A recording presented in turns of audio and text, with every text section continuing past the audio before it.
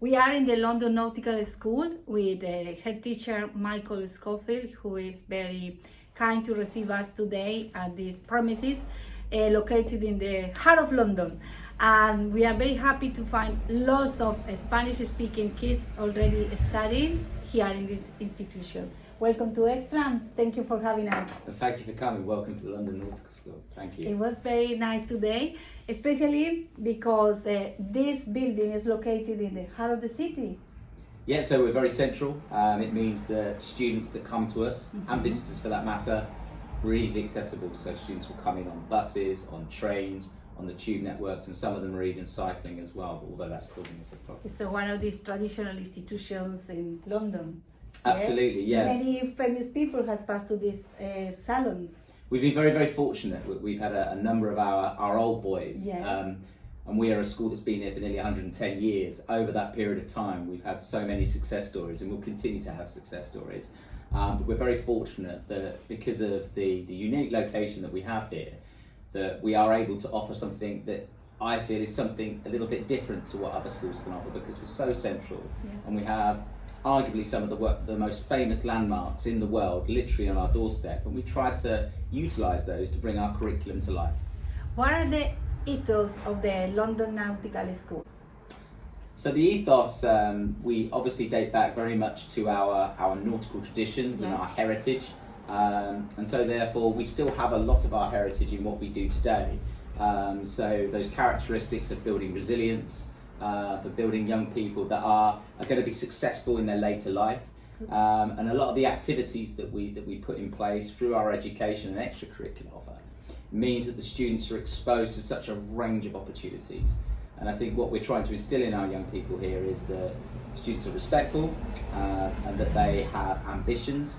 And then it's our role as educators and as a school to make sure that those young people are able to realise those opportunities and realise those ambitions. That's very interesting for the Latinos, parents, and most of the people over there, because besides the academic curriculum, they have other extra activities that help these young people to form in other professional areas, like nautical knowledge, and what you said, very resilience, discipline, that will help them to achieve a lot better in life, no? Absolutely. So, I mean, I think one of the key parts of our school, we're a small school, we're a small school with a big heart. Okay. And so therefore it's very much that because we're so small, we're able to personalise the learning experience. Okay. So when a student joins us, yes, they're going to get the full range of academic subjects, but they're also going to get links to our nautical heritage. So we have our weekly parade, which we still have. But then on from that, we also have our extracurricular program. Just get rid of them. Tell me more about the parade. It's very interesting. That's como cada semana hacen una procesión, un desfile casi militar, ¿no? So the students on a Friday morning will have a weekly parade, and they'll have obviously their traditional uniform, including they wear their berets for parade.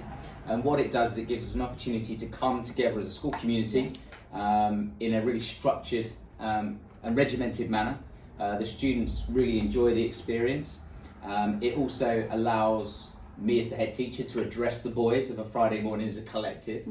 It really means that we have that really strong sense of community, which is so important when you consider that all of our students are coming from various different parts of London. Yes, let me ask you a specific question, because it's very interesting for our interview, about the catchment area that allows London Nautical School to receive students from all over London, even outside, no? Absolutely. So we, as a school, we don't have a catchment area. So it means that we take young people from all over London, and in fact in our sixth form outside of London, Southend and Milton Keynes, coming in to join our elite football programme, our football academy. What it means is that we, I believe, provide a fantastic representation of what a multicultural, diverse community that London is.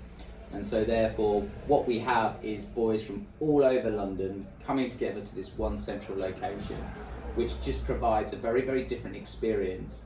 And it's nothing against the community-based schools, they have their positives, but what we tend to find is that because the boys are coming from different areas, we don't tend to get the same issues that you will just get in the same community. So we tend to find that travelling and that experience coming into this central location just provides the boys with a different experience. It's something different from their local community, which our families really cherish, and that's one of the reasons why they send their sons to this school. Because we're a small school, because we are out of catchment, and so therefore it means we have the diverse mix, and of course our wonderful location. I mean, how many schools can say that, for example, in a PE lesson on a river run, they can run up to Big Ben and then run back to St Paul's all the way along the River Thames, and that's 25 metres behind them. So exciting for the youngest. Absolutely. No? I'm sorry for this question. It's a little bit strong, but the more important of the parents is what happened with your child in the school for the bullying. Mm-hmm. What happened in this school with this one? What the rules you have? The rulers. The rules, you'll find every school will have an anti-bullying policy. What we try to do, because of our small school nature, and we do have such really good early contact with parents, we try to deal with things very quickly. So obviously in the first instance, we make sure that the young person that's being bullied is looked after. Mm-hmm. We make sure we get a really accurate account of what's going on. We liaise, we speak to parents. And then of course what we try to do is we deal with the person that's maybe orchestrating the bullying. And for example, there will be some sanctions that might need to go in place, but also the wider education, because there's always a reason why a young person decides to personally attack another young person. And obviously there's varying levels of bullying, and what we try to do is we have various initiatives, anti-bullying boxes. It's a regular feature on our personal development program, which we have every single week. So one lesson a week is always geared towards personal development, or PSHE. So it means we're able to address topics like that. And it just means that the very nature of our school, because of the small school, we are able to get on top of problems very, very quickly. There won't be a school out there that doesn't have an issue with bullying. It's dealing with it as early as you possibly can and making sure that all elements of that particular problem are dealt with. So you've obviously got the person that's on the receiving end, and of course possibly the bully or bullies that are involved in the incident. But the one thing we do pride ourselves on is that regular contact and communication with families, dealing with things quickly, because as a parent the last thing you want is for you to report an issue in a school and 48 hours, even longer than that, the school not getting back to you. That's not something that we would do. Okay. You have mentioned many times we are a small school. How many students do you have? So 570 in the school at the moment, and you will find that our average class sizes are below 25. So it means that, again, it's a really personalised experience that the boys will get here, and the students and the staff members get to know each other really well, and as I've said, we get to know the parents really well, and that all important triangle, that partnership between the school, the family and the student, we start that all the way before they come to us in year 6. We have a number of transition days, we have a summer week experience. And then of course the other thing that we do for our students here is that we have a lot of trips that we pay for. So for example, a lot of our boys will go on tall ships, would work out normally at about £1,200 per person. We fund it, we pay for it. You support our children had a qualified in sport, for example football or something. You support children? Absolutely. So we're very fortunate. We've got what I feel is a really unique offer here. We have our football academy at sixth form, which last year 4 titles and a national final. And a lot of those young people will go on into professional clubs, American universities or English universities and apprenticeships. But throughout their experience here, we'll have students year 7 to 11 that might be part of professional clubs. We work with those professional clubs to support the student, working with the club to make sure that the welfare of that young person is fully supported, because there's a lot of pressure on those young people. They might be elite athletes, but we make sure that they're supported in the right way. This is a traditional institution for boys, isn't it? All boys, and we have girls in sixth form. And we're looking to increase the number of girls that we have in sixth form. In sixth form, fantastic. So the kids come here from year 6 up to sixth form. So 7 to 11, yes. And then we have our sixth form 12 and 13. And what we tend to do at years 12 and 13 is we tend to get more students from other schools. So we're always looking to increase. And as I said, we've got our unique offer. We've got our football academy. We're having a basketball academy next year as well. We've got our maritime pathway. And then obviously you've got the range of academic subjects as well. Fantastic. Today is very special day here at the London Nautical School because you have a delegation of Colombian teachers who came specific to see how is the way they learn and teach in this school, no? How is this experience so far? It's been fantastic. So we're very fortunate that we've had I think over 20 delegates from Colombia that have come to join us in the school today. The doors are always open here. And what we're looking to do is to showcase what we can offer. And I do think we have something that's unique here. And it's been really good for our young people to meet with the delegates because we've got a number of young people that are actually from Colombia or of Colombian descent. So they've had an opportunity to meet the delegation. And I think they're the best sellers at selling. They'll sell the school better than me because they'll talk very passionately about their experiences here. And so we've been very fortunate that some of our Spanish-speaking teachers have been able to deliver lessons and take the group around. So this afternoon's been really good. A bit hot, but been really good. But this experience for Latin American people, for the Colombian people coming today, is it stopped here, or do you think it's possible? Is this project is possible had a focus for the future? We'd love to invite more delegates over, more groups over, groups of young people. The doors are always open. As I've said, again, our central location means it's quite easy for us to set up. We want people to come in and see our school, to meet the boys, to see the educational experience. We're very proud of what we offer here. In the future, it's possible a student from this school was going to Colombia. Yeah, If we could get the funding for it, we'd love to. Yeah, we'd love to. This is very special experience, very good experience for the student. Yeah, Yes. fantastic. Continue with the Latin American. Tell me how is your experience with them? How you can tell me with the Latin American students or students with that kind of background and the relation with the parents, because we as a Latin American like to be too much involved in the education of our kids. So how is it? How do you feel it? I think we're learning as a school. I mean, we started off with really small numbers. The numbers have increased. I'm so fortunate to have. Has increased in the last 2 years, 3 years, or last 2 to 3 years.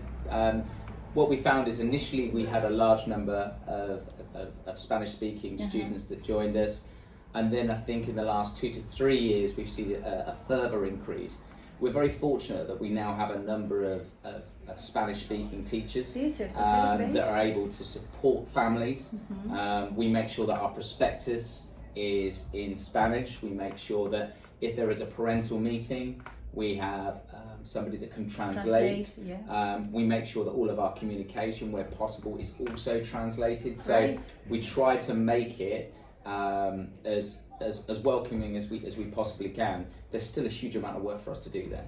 I'm not going to lie about that, but I think we're trying to do the right things. And as you can see with Mr. Garcia, who's our head of Year 7, it must be really, really comforting when your son is joining us in Year 7, when in front of the group, Mr. Garcia will open up in Spanish. And I think it sets a lot of people's minds at rest when you're making that big jump from primary to secondary school. That's important because for parents be able to communicate with the teacher and understand the system is very supportive, no? And give the confidence to be able to participate in the education of the kids. That's great. And that's what we found a lot with our Spanish-speaking community. They want to be involved in their son's education, and we want to do more work with our families. So, for example, you've met Rob, obviously. One of our ideas is that we'd like to actually make this school finishes at 5 o'clock, but then have lessons for our parents as well, so that the students can be here learning with their parents. Because I think sometimes, the young people do a lot of the work for their parents, and I think it's really good that they learn together. So that's something we'd like to do. It's a case of really exploring that as a potential. The percent of the students finish and continue university is big percent or no? Yes, I mean, if you look at our percentages, 93% of our students will go on to sixth forms and further education post 16, and so therefore really successful destinations. And then obviously that continues up into A levels, and then hopefully onto university as well. So yeah, very, very successful to do that. Perfect. And one last una question cosa- to invite the Latin American or Spanish speaking parents to enroll the kids here. What is your motto for education as a head teacher? So we have LNS, or London Nautical School, is leading, navigating and succeeding, and that's what we stand for as a school. And within that we have our pillars of our curriculum where we want our students to be successful, aspirational, have integrity and literacy skills, and that's what we stand for. Perfecto. Muy bien.